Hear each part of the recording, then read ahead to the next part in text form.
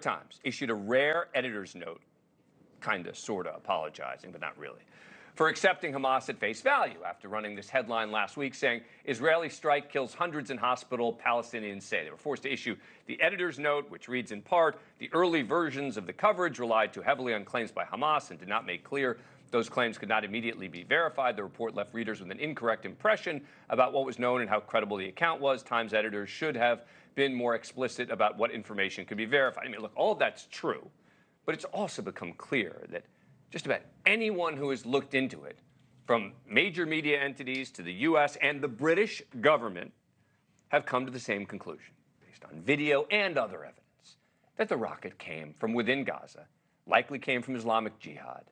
Yet, just Wednesday morning, the Times still, two sides, we're not sure.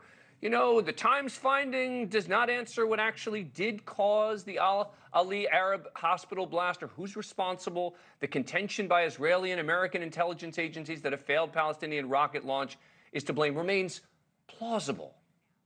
And they add that Hamas has not produced a remnant of evidence of Israeli munition to back up its claim that Israel's responsible.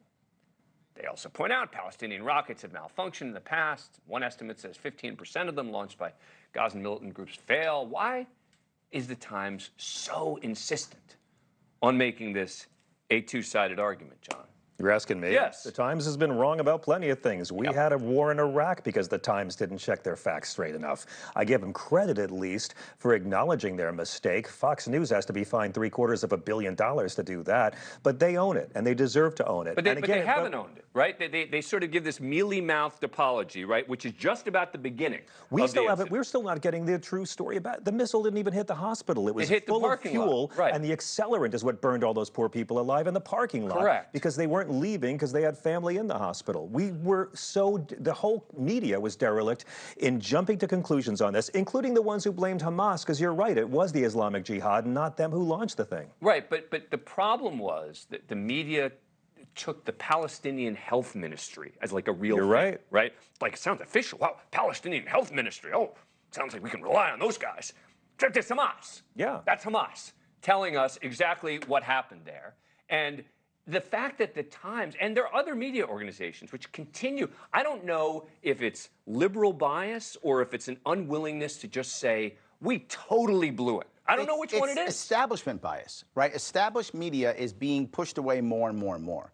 Most people that I know don't read the New York Times, wouldn't believe anything in it. But look, the New York Times is still a very influential publication. It is. I mean, you look at the numbers, it's successful financially. I mean, regardless of what you think, it is a major, very successful organization. And I think that just saying, everything else is collapsing. It's like saying I'm the greatest power on the earth when every other power is collapsing. Okay, but it's still... I mean, they're the last ones standing. I mean, that's basically what they are. But it matters. And which of the two is it? Or both? I think it's liberal bias. And why else would you accept Hamas terrorist propaganda as fact other than because it confirmed your predetermined conclusions that you wanted to print anyway? This is the problem. And there's another example of the media running with this, which is that we have this obsessive, media.